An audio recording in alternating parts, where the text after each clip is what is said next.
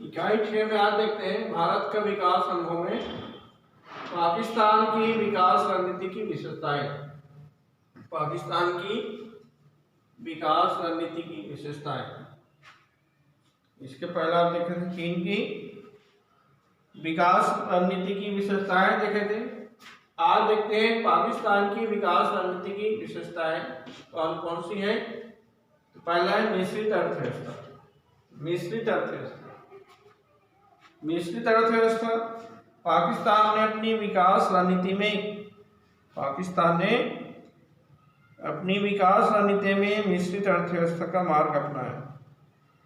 पाकिस्तान ने अपनी विकास रणनीति में मिश्रित अर्थव्यवस्था का मार्ग अपनाया, अर्थात सार्वजनिक क्षेत्र और निजी क्षेत्र दोनों के विकास हो।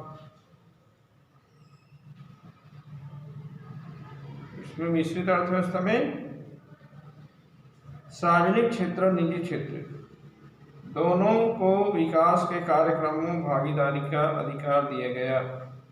मतलब अब सबको मालूम मिश्रित अर्थव्यवस्था किसे कहते हैं? सार्वजनिक क्षेत्र और निजी क्षेत्र के संयुक्त उपक्रम को हम मिश्रित अर्थव्यवस्था कहते हैं। तो मिश्रित अर्थव्यवस्था में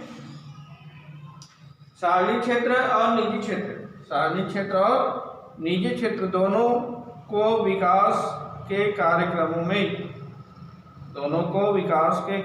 में भागीदारी का अधिकार दिया गया। दोनों को अधिकार मिला। दूसरा है नियामक नीति ढांचा, आयात प्रतिस्थापन एवं औद्योगिकरण के लिए। नियामक नीति ढांचा में क्या बताओगे? आयात प्रतिस्थापन एवं औद्योगिकरण के लिए पाकिस्तान ने 1950 से 1960 तक आयात प्रतिस्थापन एवं औद्योगिकरण के लिए पाकिस्तान ने 1950 से 1960 तक नियंत्रण नीति अपनाई। जो नियामक ढांचा में क्या होता है? नीति ढांचा में आयात प्रतिस्थापन एवं औद्योगिकरण के लिए पाकिस्तान ने 1950 से 1960 तक नियंत्रण नीति को अपनाई। बस इतना ही लिखोगे। तीसरा है हरित क्रांति। हरित क्रांति भारत की भांति पाकिस्तान ने भी हरित क्रांति को अपनाया। तो भारत की भांति पाकिस्तान ने हरित क्रांति लागू की। भारत में जिस बार हरित क्रांति लागू किया गया उसी बार पाकिस्तान ने भी कृषि क्षेत्र में हरित क्रांति लागू की, जिसमें कृषि यंत्रीकरण किया गया। कृषि कार्य करने के लिए यंत्रों का अधिकाधिक मात्रा में प्रयोग किया गया, जिसके परिणाम स्वरूप क्या होगा? खाद्यान्न उत्पादन पर्याप्त मात्रा में बढ़ा तथा कृषि क्षेत्र सुदृढ़ हुआ। यदि हम कृषि के क्षेत्र में यंत्रीकरण को अपनाएंगे तो कृषि क्षेत्र में यंत्रीकरण को अपनाने से क्या होगा? उत्पादन अधिक होगा, उत्पादन पर्याप्त मात्रा में होगा। और उत्पादन यदि पर्याप्त मात्रा में होगा तो कृषि क्षेत्र क्या होगा? सुदृढ़ होगा। तो इस प्रकार कृषि क्षेत्र क्या हुआ? सुदृढ़ हुआ। चौथा है उद्योगों का राष्ट्रीयकरण। 1970 के दशक में पाकिस्तान ने क्या किया? उद्योगों का राष्ट्रीयकरण कर दिया गया। पाकिस्तान ने 1970 में या 70 के दशक में पाकिस्तान में पूंजीगत उद्योगों का राष्ट्रीयकरण किया गया। बस इतना ही समझाना है। पांचवा है आर्थिक सुधार। 1988 में पाकिस्तान ने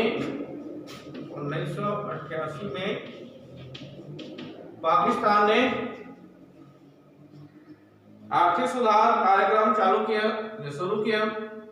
1988 में पाकिस्तान ने आर्थिक सुधार कार्यक्रम शुरू किया। इनका प्रमुख उद्देश्य विकेंद्रीकरण करना। इनका मुख्य उद्देश्य क्या है?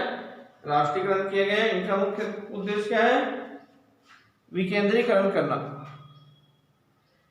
तथा निजी क्षेत्रों को प्रोत्साहन देना, विकेंद्रीकरण करना और निजी क्षेत्र को प्राथमिकता दी गई, निजी क्षेत्र को क्या दिए गए, प्रोत्साहन दिए गए। आर्थिक सुधार कब अपनाया गया, पाकिस्तान में 1988 में अपनाया गया। ठीक है, क्यों अपनाई गई, इनका मुख्य उद्देश्य क्या था, आर्थिक सुधार। इसका मुख्य उद्देश्य क्या था, आर्थिक सुधार के अंतर्गत विकेंद्रीकरण करना और निजी क्षेत्रों को प्रोत्साहन देना, इसका मुख्य उद्देश्य। ये पाकिस्तान की विकास रणनीति की विशेषता है। उसके बाद भारत की रणनीति की विशेषताएं क्या है, भारत में भी विकास रणनीति अपनाई गई। तीन की विशेषताएं क्या है, पहला है मिश्रित अर्थव्यवस्था। पाकिस्तान की भांति भारत ने भी मिश्रित अर्थव्यवस्था को अपनाया गया। तो भारत कब स्वतंत्र हुआ, 15 अगस्त 1947 को आजाद हुआ। 15 अगस्त 1947 को भारत को आजादी मिली, भारत आजाद हुआ। उस समय देश की अर्थव्यवस्था अत्यंत दयनीय थी। जिस समय देश आजाद हुआ उस समय यदि हम देश की अर्थव्यवस्था देखें तो उस समय देश की अर्थव्यवस्था काफी दयनीय थी, क्योंकि ब्रिटिश शासन ने ब्रिटिश अर्थव्यवस्था के पोषण हेतु, क्योंकि ब्रिटिश शासन ब्रिटिश अर्थव्यवस्था के पोषण हेतु भारतीय अर्थव्यवस्था का भरपूर शोषण किया। उस समय हम अंग्रेजों के अधीन थे, तो अंग्रेज लोग क्या करते थे, भारतीय अर्थव्यवस्था की जो लाभ होती थी, भारत में जो लाभ होता था, उन लाभों को क्या करते थे, अपने देश में, अपनी देश की अर्थव्यवस्था के विकास के लिए लगाते थे। भरपूर शोषण किया। देश का विभाजन हो गया, तो देश विभाजन के परिणाम स्वरूप क्या हो गया, आग में घी का काम किया। देश विभाजन आग में घी का काम किया, स्वतंत्र हो गया, ठीक है, अच्छी बात। लेकिन इसके बाद क्या हो गया, भारत पाकिस्तान का विभाजन हो गया। तो भारत और पाकिस्तान विभाजन आग में घी का काम किया, अर्थव्यवस्था तहस नहस हो गई। इसे पटरी पर लाने के लिए, अर्थव्यवस्था को पटरी पर लाने के लिए युद्ध स्तर पर अनेक प्रयास करने पड़े। अर्थव्यवस्था तहस नहस हो गई थी। अब अर्थव्यवस्था पटरी पर लाना है, सही दिशा में आगे बढ़ाना है, इसके लिए सरकार द्वारा क्या किया गया, युद्ध स्तर पर अनेक प्रयास किया गया। भारत ने आर्थिक विकास के लिए मिश्रित अर्थव्यवस्था की नीति अपनाई। भारत ने भी देश की आर्थिक विकास के लिए मिश्रित अर्थव्यवस्था की नीति को अपनाया गया। इस प्रकार ये पहला हो गया मिश्रित अर्थव्यवस्था। दूसरी पंचवर्षीय योजना, दूसरी क्या है, पंचवर्षीय योजनाएं। पंचवर्षीय योजना 1 अप्रैल 1951 से भारत ने 1 अप्रैल 1951 से भारत ने पंचवर्षीय योजनाओं के माध्यम से आर्थिक विकास का पथ प्रशस्त किया। पंचवर्षीय योजना कब चालू हुआ, 1 अप्रैल 1951 से देश में पंचवर्षीय योजना प्रारंभ की गई और इसी पंचवर्षीय योजना के माध्यम से देश का आर्थिक विकास करने के लिए पथ प्रशस्त किया। अभी तक यदि हम देखें हमारे भारत देश में 14 पंचवर्षीय योजना लागू हो चुकी है। 14 पंचवर्षीय योजना लागू हो चुकी है, जिसके परिणाम स्वरूप अर्थव्यवस्था सुदृढ़ हुई। पंचवर्षीय योजना के माध्यम से क्या हुआ है, देश की अर्थव्यवस्था काफी सुदृढ़ हुई है। योजना स्थान पर नीति आयोग का गठन किया गया। योजना स्थान पर अब क्या किया गया, नीति आयोग का गठन किया गया। नीति आयोग के माध्यम से पंचवर्षीय योजना का गठन किया जाता है। ठीक है, तीसरा है हरित क्रांति 1960-70 में। 1960-70 में देश में हरित क्रांति कार्यक्रम को अपनाया गया। हमारे भारत देश में 1960 से 70 के दशक में हरित क्रांति को लागू किया गया और ये पहला चरण लागू किया गया। पहला चरण है 1960-70 में देश में हरित क्रांति का पहला चरण लागू किया गया, जिसके माध्यम से कृषि उत्पादन को बढ़ाने में सहायता मिली। चौथा है आर्थिक सुधार। आर्थिक सुधार कार्यक्रम, जिसके बाद पाकिस्तान ने भी आर्थिक सुधार कार्यक्रम प्रारंभ किया। उसी तरह हमारे भारत देश में 1991 में आर्थिक सुधार लागू किया गया।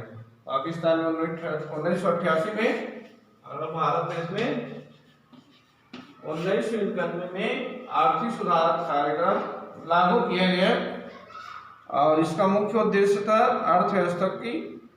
अर्थव्यवस्था को प्रतियोगी बनाना। आर्थिक सुधार कार्यक्रम कब लागू हुआ? 1991 में लागू हुआ और इसका मुख्य उद्देश्य क्या था? भारत की अर्थव्यवस्था को प्रतियोगी बनाना, राजकोषीय घाटे को न्यूनतम सीमा तक लाना। हमारे भारत देश में जो राजकोषीय घाटा होती थी, इनको न्यूनतम सीमा तक लाना तथा भुगतान संतुलन की स्थिति को अनुकूल बनाना तथा हमारे देश में जो भुगतान संतुलन है, इसकी स्थिति को क्या किया गया? अनुकूल बनाया गया। नए सुधारों में उदारीकरण, भूमंडलीकरण, निजीकरण, नए आर्थिक सुधार कार्यक्रम चलाया गया।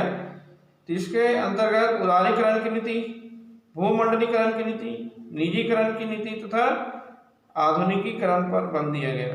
इससे देश की अर्थव्यवस्था में काफी परिवर्तन हुआ।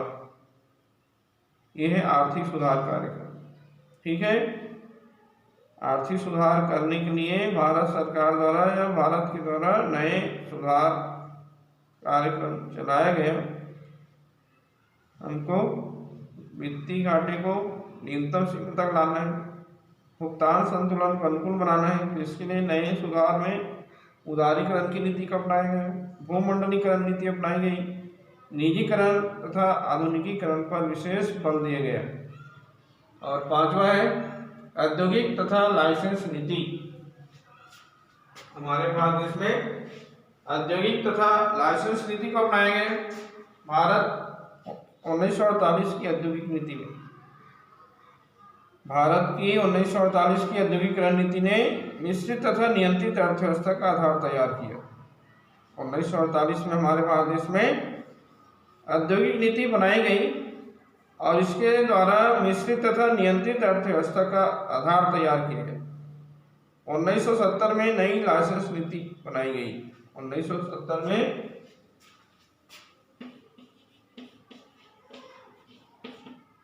नई लाइसेंस नीति बनाई गई।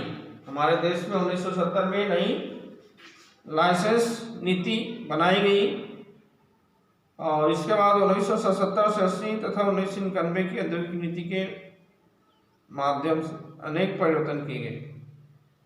1977 से 80 तथा 1991 की औद्योगिक नीति के माध्यम से हमारे भारत देश में अनेक परिवर्तन किए गए और इनका मुख्य उद्देश्य था उत्पादकता में वृद्धि करना। औद्योगिक नीति बनाई गई, इनका मुख्य उद्देश्य क्या था?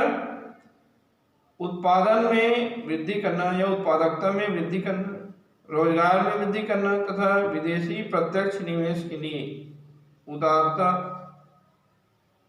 विदेशी प्रत्यक्ष निवेश के लिए उदारता।